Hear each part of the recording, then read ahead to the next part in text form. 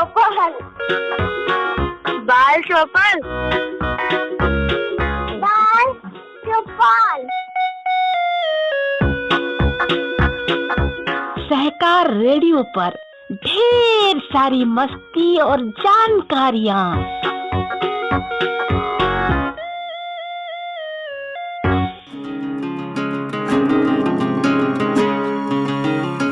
Hello बच्चों, सहकार radio के कार्यक्रम बाल चौपाल में आज आपके साथ हूँ मैं सुनीता।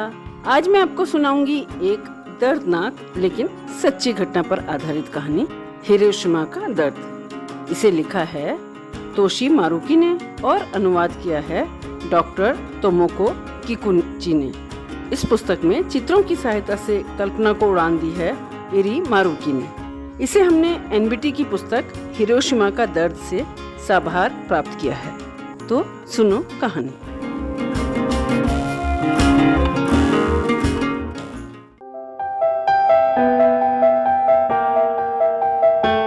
जापान के एक शहर हिरोशिमा की वह सुबह अभी भी मुझे याद है।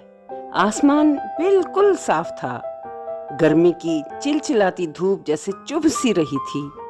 हिरोशिमा की सातों नदियां मंद मंद धुन में बही जा रही थीं। ट्रिन ट्रिन करती शहर की ट्राम गाड़ी भी रोज की तरह अपनी धीमी चाल से चली जा रही थी। जापान के अनेकानेक शहर, टोक्यो, ओसाका, नागोया जैसे बड़े शहर भी एक के बाद एक बमबारी के शिकार हुए और जलकर राख हो गए। इस हवाई बमबारी के प्रकोप से अछूता रह गया था सिर्फ हिरोशिमा शहर। आखिर क्यों जैसे प्रश्न उठने लगे। कब तक बचेंगे जैसी आशंकाएं उभरने लगीं। आपदा से निपटने के लिए सभी तैयारी करने लगे। ऊंची इमारतों को तोड़कर सड़कें चौड़ी की गईं ताकि आग ना फैले। ढेर सारा पानी जमा कर रखा गया।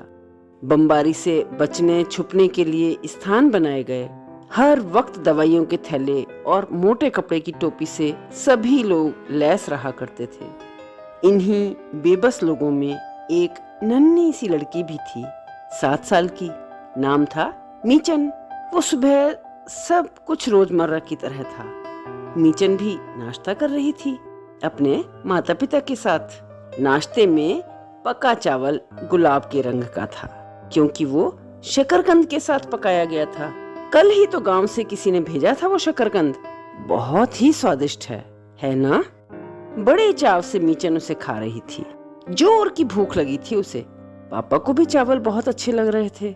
यही वह क्षण था जब अचानक एक आंखों को चौंधा देने वाली भयानक चमक हमें चीर कर निकल गई। नारंगी रंग का था, नहीं, हल्के नीले रंग का था।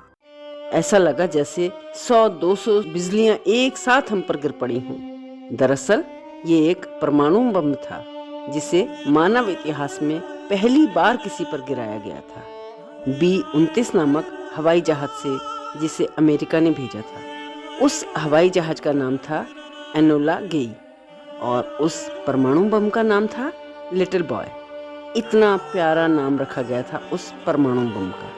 ये घटना है 6 अगस्त 1945 सुबह 8:15 की। मीचन भी बेहोश हो गई। जब आंख खुली तो चारों तरफ अंधेरा ही अंधेरा, सुन्न सन्नाटा छाया था चारों तरफ। आखिर हुआ क्या? आखिर चल क्या रहा है? शरीर जैसे जकड़ सा गया था। पट पट कर जलने की आवाजें आ रही थीं। अंधेरे के उस पार लाल लपट उठने भी लगी थी। अरे, ये तो आग लगी है। मीचन, मीचन! माँ की पुकार कानों को भेद रही थी। लेकिन मीचन पूरी तरह भारी भरकम लट्ठे के नीचे दब सी गई थी। लट्ठे के भार को पूरी शक्ति से हटाते हुए किसी तरह रेंगते हुए वो बाहर निकली। उसे देखते ही माँ ने मीचन को अपनी बाहों में भींच लिया। माँ के बाल पूरी तरह बिखरे हुए थे। तुम जल्दी आओ, मीचन के पापा, कहाँ हैं आप? पापा तो आग की लपटों में फंसे हुए थे। पापा को बचाना मुश्किल था शायद। असहाय दोनों ने आग को हाथ जोड़ा। यही वह क्षण था जब भां आवाज के साथ अचानक आग की लपटों के बीच पापा की छवि उभरी और उसी क्षण माँ उन लपटों में कूदकर पापा को बाहर खींच लाई। पापा के बदन पर घाव है, गड्ढे जैसा दिखाई दे रहा है। माँ ने अपने कपड़े में लगी चौड़ी बेल्ट की पट्टी खोली और उससे घाव पर पट्टी बांधी। पता नहीं कैसे कहां से माँ में इतनी अद्भुत शक्ति आ गई। पापा को अपनी पीठ पर लादकर नन्ही मीचन का हाथ पकड़कर दौड़ती हुई निकल पड़ी। नदी नदी, माँ चीख रही थी। पानी पानी, मीचन भी बिलख रही थी। तीनों किसी तरह लुढ़कते हुए नदी के तटबंध को पार करते हुए छप छप करते हुए नदी के जलाशय में प्रवेश कर गए। लेकिन मीचन का हाथ छूट गया। माँ भी विचलित हो गई। जल्दी जल्दी, ठीक से हाथ पकड़ो। नदी में बहुत सारे लोग थे जो आग से बचकर यहाँ पहुंचे थे। कुछ बच्चों के कपड़े जलकर जगह जगह से फट गए थे। पलकें, होठ जैसे कोमल अंग सूजकर फूल से गए थे। बच्चे जिनकी आंखें भी नहीं खुल रही थीं, धीमे धीमे बुदबुदा रहे थे, पानी पानी पानी दो। त्वचा झुलस गई थी, जगह जगह से छिलके की तरह लटक रही थी। बहुत सारे लोग थे। कुछ भूत पिशाच की तरह इधर उधर घूम रहे थे। कुछ ने दम तोड़ दिया था और मुंह के बल गिर पड़े थे। उनके ऊपर और भी लोग गिरते जा रहे थे। एक छोटा सा पहाड़ बन गया था उन दम टूटते लोगों का। इतना भयानक दृश्य शायद नरक का भी ना हो। तीनों ने एकजुट होकर पार कर ली एक और नदी। फिर जैसे ही माँ ने पापा को कंधे से उतारा, वो खुद भी जड़ सी बैठ गई। मीचन के पैरों के पास कुछ नन्ही चिड़िया जैसी चीज उछलती हुई जा रही थी। अरे, ये तो अबाबीले हैं। पंख जल चुके हैं, उड़ान भरने में बेबस। नदी के बहाव के ऊपरी हिस्से से धीरे धीरे बहे आ रहे थे इंसान भी, बिल्ली भी। फिर भी वे दौड़ रहे थे, धू धू कर जलते हुए घरों के बीच से बचते हुए। फिर से एक नदी पर आ पहुंचे थे। नदी में घुसते ही मीचन को नींद आने लगी। नींद से बोझिल मीचन ने एक घूंट पी भी लिया नदी के पानी का। माँ ने हाथ बढ़ाकर तुरंत उसे बचा लिया। तीनों किसी प्रकार से सरकते हुए समुद्री तट तक जा पहुंचे, जिसका नाम था मियाजिमा गुची तट। सामने मियाजिमा टापू बैंगनी रंग में धुंधला सा दिखाई दे रहा था। माँ सोच रही थी कि नाव में बैठकर तट पार मियाजिमा टापू पर चले जाएं। टापू पर चीड़ और मेपल के बहुत सारे वृक्ष थे और वहाँ के तट का पानी भी स्वच्छ और साफ होता था। शायद वहाँ तक आग भी हमारा पीछा न कर पाए। यही सोच रही थी मीचन जब अचानक उसकी आंखें बंद हो गईं और फिर पापा की भी आंखें बंद हो गईं और फिर माँ की भी। दिन ढल गया, रात हो गई।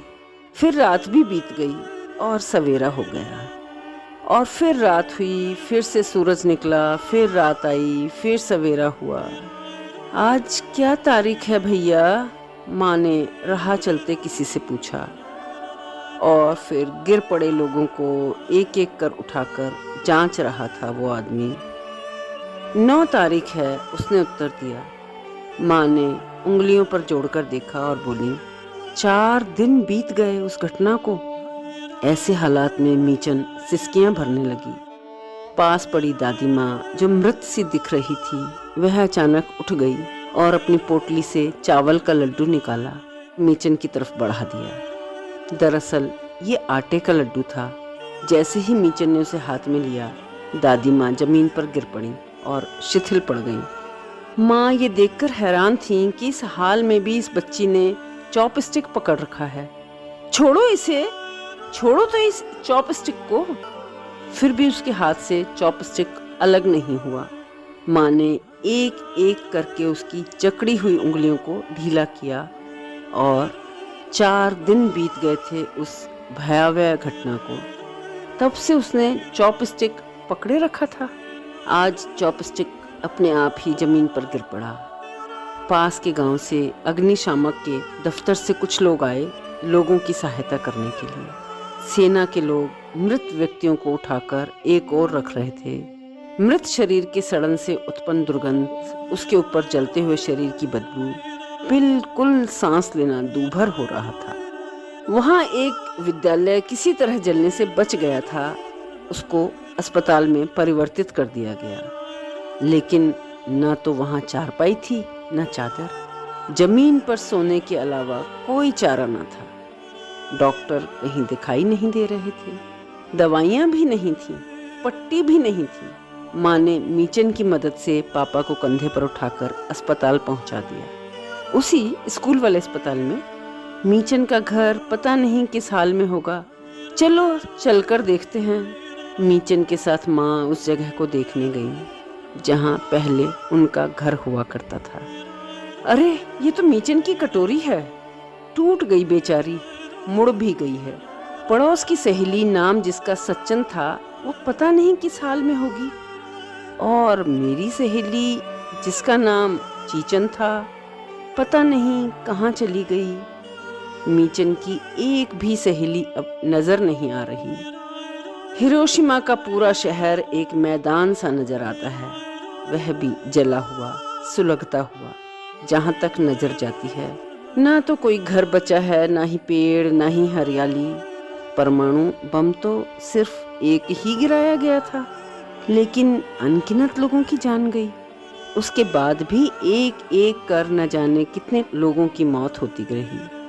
सिर्फ जापानी ही नहीं थे जिन्होंने अपनी जान कमाई इस परमाणु बम की वजह से। असंख्य कोरियाई भी थे जिन्हें जबरन जापान लाया गया था मेहनत मजदूरी करने के लिए। उनकी भी लाशें चारों तरफ बिखरी हुई थीं। ऐसे ही छोड़ दिया गया था उन लाशों को, और सैकड़ों कौवे आकर उन पर चोंच मार रहे थे। 6 अगस्त के इस हादसे के बाद पुनः 9 अगस्त को नागासाकी शहर पर दूसरा परमाणु बम गिराया गया। काफी लोगों की जान गई, जापानी भी, कोरियाई भी, साथ ही अमेरिका के भी कुछ लोग मारे गए। वही अमेरिका जिसने हिरोशिमा और नागासाकी पर परमाणु बम गिराए। चीन के लोग भी, रूस के लोग भी, इंडोनेशिया के लोग भी इस हादसे का शिकार हुए। कई साल बीत गए इस बात को, पर मीचन अभी भी 7 साल की दिखती है, जरा भी बड़ी नहीं हुई। उस चकाचौंध रोशनी वाले परमाणु बम की वजह से ही ऐसा हो गया, यह ख्याल आते ही माँ की आंखें भर आती हैं। कभी कभी मीचन के सिर में खुजली होती है, वो सिर पर हाथ लगाती हैं। जब माँ उसके बालों को हटाकर ध्यान से उसके अंदर झांकती हैं तो बालों के बीच में कुछ चमकीली चीज दिखाई देती है। हेयर पिन से पकड़कर खींचती हैं तो वो टुकड़ा बाहर आ जाता है। चकाचौंध के समय की कहीं से उड़कर सिर में आ गया था ये कांच का टुकड़ा। पापा के बदन में तो 7-7 गड्ढे जैसे गहरे घाव थे। धीरे धीरे सभी भर गए और वो पूरी तरह अच्छे हो गए। लेकिन जैसे ही अगली बारिश हुई, शरद ऋतु के अवसर पर कुछ दिन तक सारे के सारे बाल झड़ गए। खून की उल्टियाँ काफ़ी होने लगीं और फिर उन्होंने दम तोड़ दिया। बाद में सारे बदन पर दाने दाने निकल आए थे, बैंगनी रंग के। ऐसे भी कई लोग थे जिनके बदन पर कोई घाव नहीं था, ना था कहीं जलने का निशान। बहुत खुश थे वे लोग और कहते थे मैंने जान छुड़ा ली। लेकिन वैसे लोग भी पापा की अवस्था में पहुंच गए और दिन बीतने के साथ इस संसार से विदा होते चले गए। ऐसे भी लोग थे जो बाहर से आए थे जले हुए हिरोशिमा शहर में अपने प्रियजनों को ढूंढने, पर उनकी भी मौत हो गई बिना कोई घाव हुए। 35 साल बीत गए उस हादसे को, लेकिन आज भी काफी लोग अस्पतालों में भर्ती हैं और वे भी एक एक करके चिर निद्रा में विलीन होते जा रहे हैं। उसके बाद हर वर्ष 6 अगस्त का दिन आता है। हिरोशिमा शहर की 7 नदियां तैरते हुए तोरो नामक द्वीपों से भर जाती हैं। उस चकाचौंध में शहीद हुए प्रियजनों के नाम उन द्वीपों पर अंकित किए जाते हैं। भैया, माँ, पापा, चियोचन, तोमीचन। पल भर में ही पूरी नदी दीपों की जगमगाहट से आच्छादित हो जाती है। हिरोशिमा की 7 नदियां मानो आग की धारा के रूप में प्रवाहित हो रही हों। धीरे धीरे मंद गति से समंदर की ओर प्रवाहित हो रही हैं। उस चकाचौंध वाले दिन जैसे लोगों के मृत शरीर प्रवाहित हो रहे थे समंदर की ओर, वैसे ही आज प्रवाहित हो रही हैं दीप की ज्वाला। मीचन ने भी दीप पर लिखा सिर्फ पापा। एक और दीप पर उसने लिखा अबाबील प्यारी सी, और उसे जल में प्रवाहित कर दिया। माँ के बाल अब सफ़ेद हो चुके हैं। अक्सर कह उठती मीचन के बाल सहलाते हुए, जो अभी भी 7 साल की ही लगती है, वैसा चकाचौंध वाला परमाणु बम कभी नहीं गिरता अगर इंसान उसे नहीं गिराता।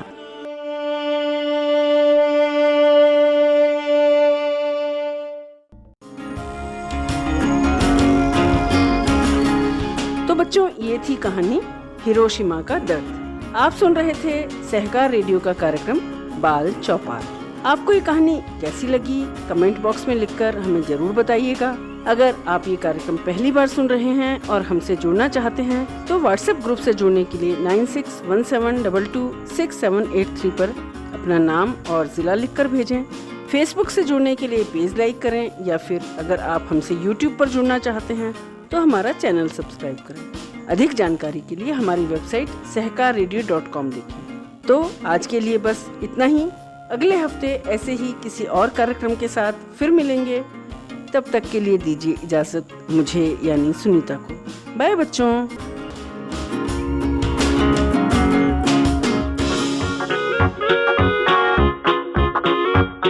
बाल चौपाल, बाल चौपाल,